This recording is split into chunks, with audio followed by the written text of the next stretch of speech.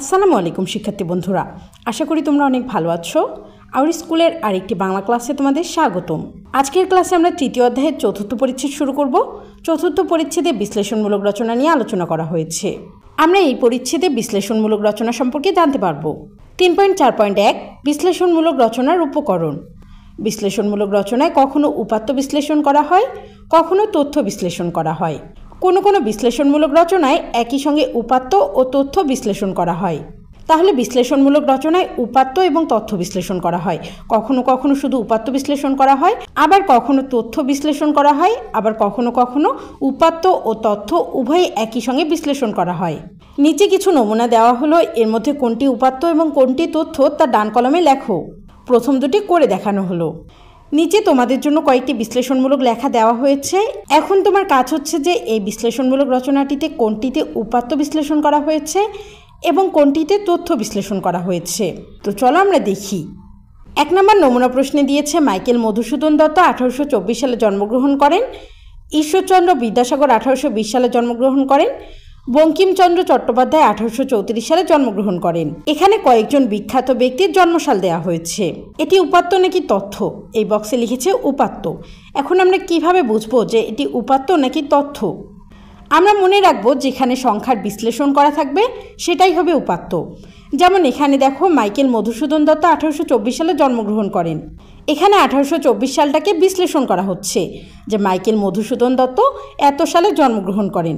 ঈশ্বরচন্দ্র বিদ্যাসাগর 1820 সালে জন্মগ্রহণ করেন। এই যে 1820 সালটা, এটা হচ্ছে ঈশ্বরচন্দ্র বিদ্যাসাগরের জন্মসাল। বঙ্কিমচন্দ্র চট্টোপাধ্যায় 1834 সালে জন্মগ্রহণ করেন। আমরা এখানে সংখ্যার বিশ্লেষণ দেখতে পাচ্ছি, তাহলে এটি হবে আমাদের উপাত্ত। এবার 2 নম্বরে দেখো ঈশ্বরচন্দ্র বিদ্যাসাগর, মাইকেল মধুসূদন দত্ত ও বঙ্কিমচন্দ্র চট্টোপাধ্যায় তিনজনই 19 শতকে জন্মগ্রহণ করেন। এখানে কোথাও কিন্তু সংখ্যার বিশ্লেষণ নেই, শুধুমাত্র দেয়া হয়েছে যে এই তিনজনই 19 শতকে জন্মগ্রহণ করেছিলেন। যেহেতু এখানে সংখ্যার কোনো বিশ্লেষণ নেই, তাই আমরা এটা কি বলতে পারি? তথ্য।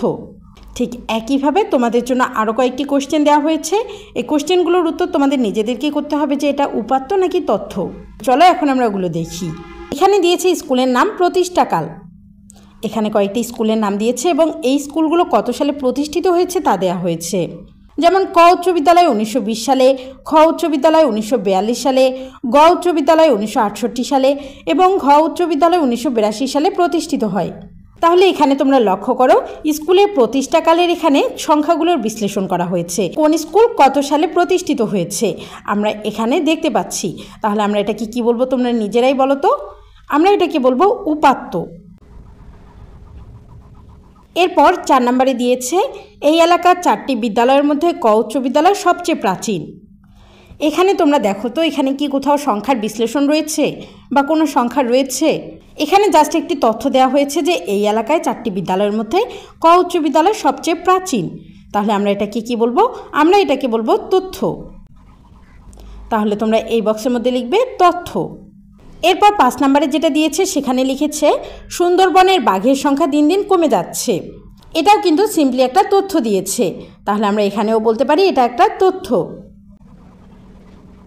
এরপর 6 নম্বরে একটি গ্রামে 1430 জন যুবক, 240 জন বৃদ্ধ এবং 550 জন শিশু। এখানে দেখো সংখ্যাটাকে বিশ্লেষণ করা হয়েছে যে একটি গ্রামে 1430 জন যুবক রয়েছে, 240 জন বৃদ্ধ রয়েছে এবং 550 জন শিশু রয়েছে। তাহলে এটাকে আমরা কি বলবো? যেহেতু এখানে সংখ্যা বিশ্লেষণ করা হয়েছে তাই আমরা এটাকে বলবো উপাত্ত। এরপর 7 নম্বরে 5 জন শিক্ষার্থীর ওজন 45, 55, 49, 61 ও 52 কেজি। এখানে দেখো 5 জন শিক্ষার্থীর ওজন বিশ্লেষণ করা হয়েছে, তাহলে এটাকেও আমরা বলবো উপাত্ত। এরপর হামিদের চেয়ে সুলেমান বেশি জোরে হাঁটতে পারে। এটা হামিদ ও সুলেমানকে নিয়ে একটি তথ্য দেওয়া হয়েছে, তাহলে এটাকে আমরা বলবো তথ্য। আশা করি তোমরা বুঝতে পেরেছো উপাত্ত এবং তথ্য এই বিষয়গুলোকে আমরা কিভাবে আলাদা করব। এবার আমরা সাহিত্যিক আব্দুল হকের বাংলা ভাষা সংকট ও সম্ভাবনা এই রচনাটি পড়ব। লেখক পরিচিতি। আব্দুল হক 1918 সালে জন্মগ্রহণ করেন এবং 1997 সালে মৃত্যুবরণ করেন। তিনি বাংলাদেশের একজন সাংবাদিক ও সাহিত্যিক। তার লেখা গ্রন্থের মধ্যে আছে বাঙালি জাতীয়তাবাদ ও অন্যান্য প্রসঙ্গ, ভাষা আন্দোলন আদি পর্ব ইত্যাদি। নিচে 1973 সালে রচিত আব্দুল হকের একটি প্রবন্ধ দেওয়া হলো। এটি লেখকের সাহিত্য ও স্বাধীনতা বই থেকে নেওয়া হয়েছে। আজকে আমরা 1973 সালে রচিত আব্দুল হকের একটি প্রবন্ধ পড়ব। এই প্রবন্ধটি লেখকের সাহিত্য ও স্বাধীনতা বই থেকে নেওয়া হয়েছে। বাংলা ভাষা, সংকট ও সম্ভাবনা। আব্দুল হক।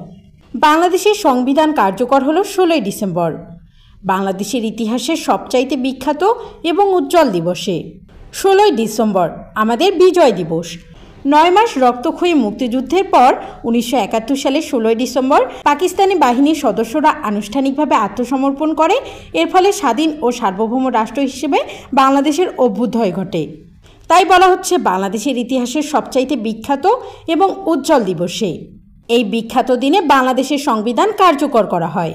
কোনো নবজাত রাষ্ট্রের সংবিধান রচনাই বড় ঘটনা, কিন্তু বাংলাদেশের সংবিধান রচনার একটা গুরুত্ব এই যে ইতিহাসে এই প্রথম বাংলা ভাষায় একটি রাষ্ট্রের সংবিধান রচিত হলো। নবজাত মানে হলো নতুন জন্মপ্রাপ্ত। নতুন কোনো একটা রাষ্ট্রের সংবিধান রচনা করা এটাই হলো একটা বড় ঘটনা। কিন্তু আমাদের যে বাংলাদেশের সংবিধান রচনার গুরুত্ব আরও বেশি, কারণ হচ্ছে ইতিহাসে এই প্রথম বাংলা ভাষায় কোনো রাষ্ট্রের সংবিধান রচিত হলো।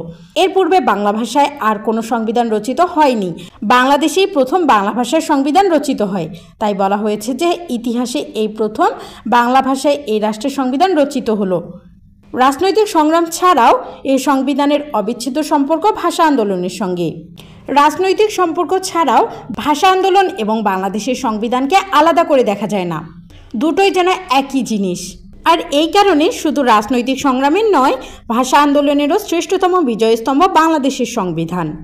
বাংলাদেশ এবং পাকিস্তান যখন একসঙ্গে ছিল তখন পূর্ব পাকিস্তানে বাঙালিরা সংখ্যাগুরু হওয়া সত্ত্বেও সংবিধান উর্দু ভাষায় রচনা করার প্রস্তাবনা জারি করা হয়।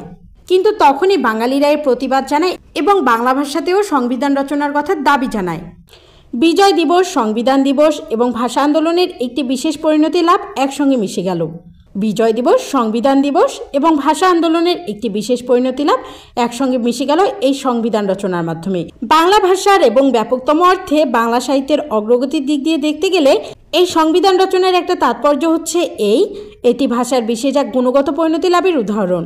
বাংলা ভাষার এবং আমরা যদি একটু ব্যাপকভাবে চিন্তা করে থাকি তাহলে আমরা দেখতে পাবো যে বাংলা সাহিত্যের অগ্রগতির দিক দিয়ে দেখতে গেলে এই সংবিধান রচনাটার একটা তাৎপর্য হচ্ছে এটি ভাষার বিশেষ এক গুণগত পরিণতির লাভের উদাহরণ। কারণ আমরা নিজের ভাষায় আমরা আমাদের সংবিধানটা পাচ্ছি। সংবিধানের কাজ রাষ্ট্রীয় আদর্শ ও কাঠামোকে ধরে রাখা, এমন ভাষায় যার মধ্যে ভাবাবেগ, অস্পষ্টতা, ব্যর্থতা, বাহুল্য অথবা অন্য কোনো প্রকার ত্রুটি এবং শৈথিল্যের অবকাশ নেই।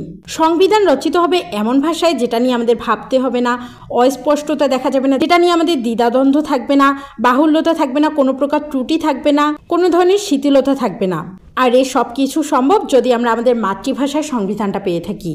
গণতান্ত্রিক রাষ্ট্রের সংবিধান যৌথ রাষ্ট্রচিন্তাকে রূপদান করে। যারা সংবিধান রচনায় ব্যাপৃত থাকেন শুধু তাদের চিন্তা নয়, সমগ্র জাতির চিন্তাও। সেই সঙ্গে কয়েক শতাব্দীর আন্তর্জাতিক চিন্তা ও অভিজ্ঞতাও এর উপর ছায়াপাত করে। যারা সংবিধানের প্রকৃত রচয়িতা এবং জনসমাজের রাজনৈতিক প্রতিনিধি, তারা বাংলা ভাষাবিদগণেরও সহায়তা নিয়েছেন। প্রকৃতপক্ষে যারা সংবিধানটি লিখেছেন এবং জনসমাজের রাজনৈতিক প্রতিনিধি যারা, তারাও বাংলা ভাষাবিদগণের সহায়তা নিয়ে এই সংবিধানটি রচনা করেছেন। সম্মিলিতভাবে তাদের মনে রাখতে হয়েছে আদালতে এবং ময়দানের সম্ভাব্য চ্যালেঞ্জের কথা। প্রতিটি বাক্য এবং শব্দকে শোনার মতো সূক্ষ্মভাবে ওজন ও যাচাই করে দেখতে হয়েছে। সেই সঙ্গে দেখতে হয়েছে যেন সংবিধানের ভাষা বাংলা হয়, শুদ্ধ বাংলা হয় এবং পাঠযোগ্য বাংলা হয়। যারা সংবিধানটি রচনা করেছেন তাদের দেখতে হয়েছে এই বাক্য এবং শব্দগুলো যেন শোনার মতো সূক্ষ্ম হয় এবং এদের ওজন ও যাচাই করার পরে যেন কোনো ধরনের খুঁত পাওয়া না যায়।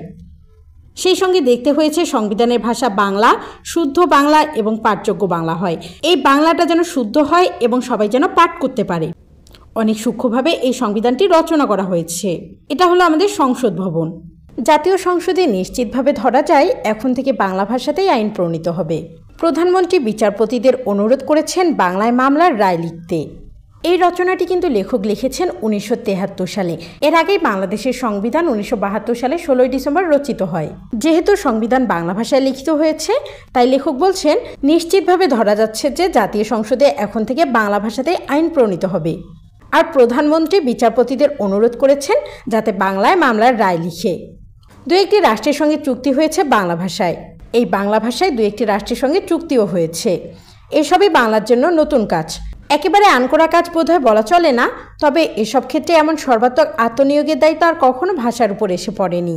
একেবারে যে এটা নতুন কাজ তাও বলা চলে না, আনকোড়া মানে হলো নতুন।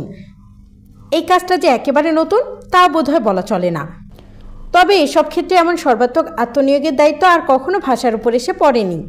এসব কাজে আবেগে, বাহুল্যে, শৈথিল্যে, অস্পষ্টতার ভারে তার নুয়ে পড়ার অবকাশ নেই। নিটোল দেহ কর্মীর মতো তাকে ফিটফাট হয়ে উঠতে হবে। কোনো রকম সাহিত্য সৃষ্টি নয়, বাস্তব কর্মনিপুণতাই হবে তার যোগ্যতার মাপকাঠি। কোনো রকম সাহিত্য সৃষ্টি নয়, বাস্তব কাজের দক্ষতাই হবে তার যোগ্যতার মাপকাঠি। আরও দুটি ক্ষেত্রে বাক্য ও শব্দকে সবসময় ঠিক ওই রকম শোনার মতো ওজন করার দরকার না হলেও যথেষ্ট কর্মনিপুণ হতে হবে। সংবিধান রচনা করার সময় যেমন শোনার মতো সূক্ষ্মভাবে ওজন ও যাচাই করে দেখতে হয়েছিল, ঠিক অতটা ওজন করার দরকার না হলেও যথেষ্ট কর্মনিপুণ হতে হবে। এই দুটি ক্ষেত্রে বাক্য ও শব্দকে কাজে দক্ষ হতে হবে। সেই দুটি ক্ষেত্র হচ্ছে প্রশাসন ও উচ্চশিক্ষা। তাহলে প্রশাসন ও উচ্চশিক্ষা এই দুটি ক্ষেত্রে বাক্য ও শব্দকে সবসময় যথেষ্ট কর্মনিপুণ হতে হবে। প্রশাসনের ভাষা এবং উচ্চশিক্ষার মাধ্যম সঠিকভাবে বলতে গেলে প্রধান মাধ্যম হবে বাংলা। তাহলে প্রশাসনের ভাষা এবং উচ্চশিক্ষার মাধ্যম সঠিকভাবে বলতে গেলে আমাদের প্রধান মাধ্যম হতে হবে বাংলা। সব রকমের জ্ঞান ধরে রাখতে হবে এবং ছাত্রদের কাছে পরিবেশন করতে হবে বাংলা ভাষায়। যেসব দুরূহ বিষয়ে বাংলা ভাষায় কখনো কিছু লেখা হয়নি সেসব বিষয়েও শিক্ষণীয় সব বিষয়ের মাধ্যম হবে বাংলা। যদিও বিশেষজ্ঞ খ্যাতনামা বিদেশি পণ্ডিতদের লেখা বই চিরদিন ইংরেজি ভাষায় পড়তে হবে শিক্ষার এবং জ্ঞানের পূর্ণতার জন্য। তাহলে সব ধরনের জ্ঞান এবং যে বিষয়গুলো অনেক দুরূহ সেই বিষয়গুলোও ছাত্রদের কাছে বাংলা ভাষায় পরিবেশন করতে হবে। তাহলে বাংলা ভাষায় যদি পরিবেশন করা হয় তাহলে ছাত্ররা অনেক সুন্দরভাবে বুঝতে পারবে এবং তারা উপলব্ধি করতে পারবে। শিক্ষণীয় সব বিষয়ের মাধ্যম হবে বাংলা। যদিও বিশেষজ্ঞ খ্যাতনামা বিদেশি পণ্ডিতদের লেখা বই চিরদিন ইংরেজি ভাষায় পড়তে হবে। বিশেষজ্ঞ খ্যাতনামা বিদেশি পণ্ডিতদের বই তো তাদের ভাষায় পড়তেই হবে, ইংরেজি ভাষায় পড়তেই হবে শিক্ষার এবং জ্ঞানের পূর্ণতার জন্য। সংবিধান, আইন এবং মামলার রায়, প্রশাসনিক চিঠিপত্র এবং সরকারি আধা সরকারি সংস্থাসমূহের ব্যবস্থাপনা ও প্রতিবেদন, বিশ্ববিদ্যালয়ের শিক্ষণীয় বিচিত্র প্রকার, বিজ্ঞান ও অন্যান্য বিষয় সংক্রান্ত গ্রন্থ, যন্ত্রবিদ্যা এবং অন্যান্য বাস্তব কাজের বিষয় সংক্রান্ত প্রকাশনা সাহিত্য নয়, কিন্তু এরা সকলে মিলে ভাষার প্রকাশ ক্ষমতাকে সম্প্রসারিত করে এবং সাহিত্য ও সংস্কৃতির পটভূমি রচনা করে। তাহলে সংবিধান, আইন, মামলার রায়, প্রশাসনিক চিঠিপত্র, সরকারি আধা সরকারি সংস্থাসমূহ এদের ব্যবস্থাপনা ও প্রতিবেদন, বিশ্ববিদ্যালয়ের শিক্ষণীয় বিচিত্র প্রকার, বিজ্ঞান ও অন্যান্য বিষয় সংক্রান্ত গ্রন্থ, যন্ত্রবিদ্যা, অন্যান্য বাস্তব কাজের বিষয় সংক্রান্ত প্রকাশনা সাহিত্য নয়, কিন্তু এরা সকলে মিলে ভাষার প্রকাশ ক্ষমতাকে সম্প্রসারিত করে এবং সাহিত্য ও সংস্কৃতির পটভূমি রচনা করে। পশ্চিমবঙ্গ অপেক্ষা বাংলাদেশেই এর সম্ভাবনা অধিক প্রশস্ত, কেননা এদেশে সকল ক্ষেত্রে বাংলা ভাষা অপ্রতিদ্বন্দ্বী। তাহলে পশ্চিমবঙ্গ অপেক্ষা আমাদের বাংলাদেশেই এর সম্ভাবনা অধিক প্রশস্ত। বাংলা ভাষাকে প্রসারিত করার, সম্প্রসারিত করার অধিক সম্ভাবনা রয়েছে আমাদের এই বাংলাদেশে, কেননা এদেশের সকল ক্ষেত্রে বাংলা ভাষা অপ্রতিদ্বন্দ্বী। বাংলা ভাষার কোনো প্রতিদ্বন্দ্বী নেই। জ্ঞান ও সংস্কৃতি এবং আন্তর্জাতিক সম্পর্কের জন্য যতটুকু ইংরেজির প্রয়োজন ঠিক ততটুকু ইংরেজিকে গ্রহণ করে তার অতিরিক্ত সব কিছুকে যদি আমরা বাংলা ভাষার মাধ্যমে ধারণ করতে পারি এবং প্রকাশ করতে পারি, এই দায়িত্বটি যদি আমরা নিতে পারি তাহলে আমরা বাংলা ভাষাকে আরও সম্প্রসারিত করতে পারবো। আর এই দায়িত্বটা নিতে হবে বাংলা ভাষাকেই।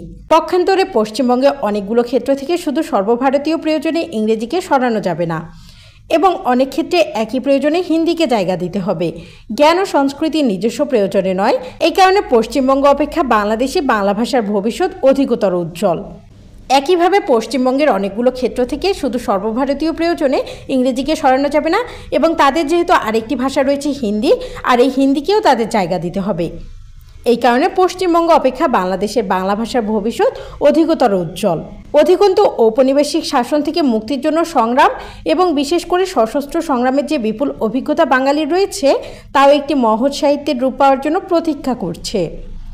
অপ্রতিরোধ্য প্রয়োজনের চাপেই বাংলা ভাষা ও সাহিত্যকে বাংলাদেশে সমৃদ্ধ হতে হবে, হওয়ার সম্ভাবনা অপরিসীম। নিজের মাতৃভাষায় কথা বলার জন্য ঔপনিবেশিক শাসন থেকে মুক্তির জন্য সংগ্রাম এবং বিশেষ করে সশস্ত্র সংগ্রামের জন্য যে বিপুল অভিজ্ঞতা বাঙালির রয়েছে তাও একটা মহৎ সাহিত্যের রূপ পাওয়ার জন্য প্রতীক্ষা করছে। বাংলা ভাষা ও সাহিত্যকে বাংলাদেশে সমৃদ্ধ হতে হবে এবং এই হওয়ার সম্ভাবনা অপরিসীম। বাংলা ভাষা ও সাহিত্যকে বাংলাদেশে সমৃদ্ধ করতেই হবে। এই রচনাটি লেখক যুদ্ধ পরবর্তী সময় 1973 সালে লিখেছিলেন। এবার আমরা শব্দের অর্থগুলো দেখি। অবিচ্ছেদ্য, পৃথক করা যায় না এমন। আনকোরা, নতুন। কর্মনিপুণ, কাজে দক্ষ। চ্যালেঞ্জ, বাধা। ছায়াপাত, প্রতিফলন। নবজাত, নতুন জন্মপ্রাপ্ত। দ্ব্যর্থতা, যার অর্থ দুই রকম। রাষ্ট্রচিন্তা, রাষ্ট্র সংক্রান্ত চিন্তা। শৈথিল্য, শিথিলতা। তো শিক্ষার্থীরা, এই ছিল তোমাদের বাংলা ভাষার সংকট ও সম্ভাবনা এই রচনাটির ব্যাখ্যা। আশা করি তোমরা এই রচনাটির ব্যাখ্যা অনেক সুন্দরভাবে বুঝতে পেরেছো। পরবর্তী ক্লাসের আমন্ত্রণ জানিয়ে আজকের ক্লাস আমি এখানেই শেষ করছি। ধন্যবাদ।